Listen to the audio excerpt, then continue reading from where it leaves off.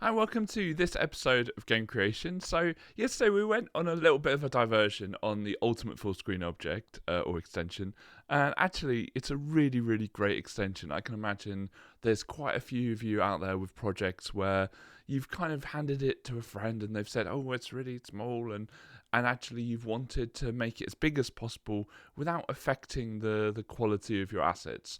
It seems like a really, really strong object. And yeah, I'm very, very pleased that we had a look at it. But we're going to pretend that yesterday didn't happen, because what I want to do is I want to be able to expand the game world based on the size of the display. So we're going to go back to the project we did on Friday, and we're going to continue on trying to get everything to work with this new responsive design. So today we're going to go back to that menu we started on Friday, or episode 5, and we're gonna see a little bit of a problem with it, and then we're gonna fix that problem. And I wouldn't be surprised if quite a few of you out there don't know how to do this. But I wouldn't also be surprised if quite a few of you do know how to do it. So it's going to be kind of one of those that you're either, "Oh my goodness, I can do that," or, "Oh yeah, no, of course you can do that." So we'll see. But I've opened up the project we've got before, on episode 5. So you've got this black bar. That's going to be like our menu bar, our interface bar. But you can see when I scroll down, it goes away, right? So the annoying thing is that it scrolls with us. Well, that's not going to be very good. Now, how do we solve that? Well, we do that with layers. Okay, so you can have a layer, and if you don't know, layers are on this right-hand panel here. And I think if you go to Window, can you disable them? I don't know whether you can, but they should be here on the right. And you can see we've got one layer. Well, that makes sense because that's the layer there, right? We need to create another layer. So you click on this new layer button here, click, and click on the layer. Now you'll notice nothing is here, right? Because we've just created this layer. So we'll go back to the previous layer. And what I'm going to do is I'm going to click on the black box that we made, the menu box, and I'm going to press Control and C, right? So copy. Okay, so I want to copy this. So Control C, and then I'm just going to paste it in here. Now, do it roughly. Now, the reason we copy it rather than cut it is if we cut it, it will remove all of the actions from the event editor. And then we want to position this at 0, 0, same as before. Now what we can do is go back and delete the original, right? So, first thing to notice is that the layers are like layers on, I don't know, a cake or something, right?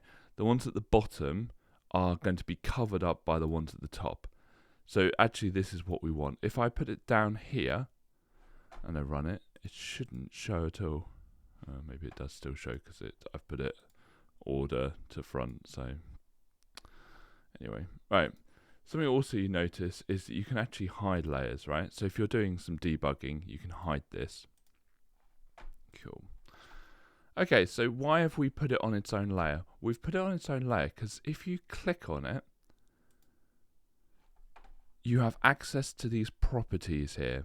Now, most of these properties are kind of not really helpful for what we want to do, but there is a property that was extremely helpful, and it's the scrolling options.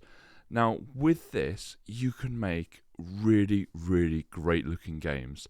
The power of this is not to be understated. We're not going to cover what else you can do with it too much in this series, but I might want to do a series in the future on playing around with this. Essentially, what you can do with this is a kind of parallax effect, right? Do you remember like the old Sonic games where as you're walking, you can see the background, the waterfalls in the background moving at a different speed as the sky, right? So the further the objects are, the less they move, right? That is all done by just changing these numbers. One is just a standard scroll, and then if you want it to change, like if you want it to move but move half as fast, you'd put 0.5, etc., etc., etc., right?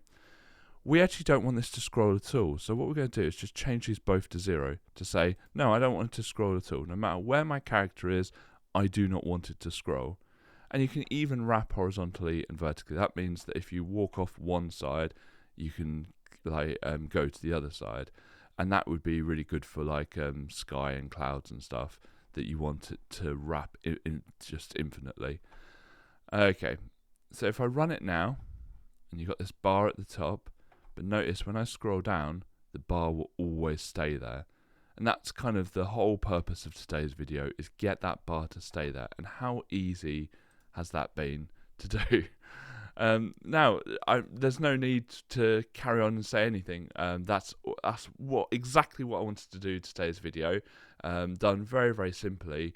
And in actual programming, like back in the day, back when we were doing Super Nintendo and Mega Drive and or a Genesis, as the Americans call it, that would have been very, very difficult to do. There would have been all sorts of things. You'd have to target a different piece of the SDK or whatever. With this, it's a couple of clicks of the mouse and you've done it. How cool is that? Right. Anyway, I'm gonna leave it there for today.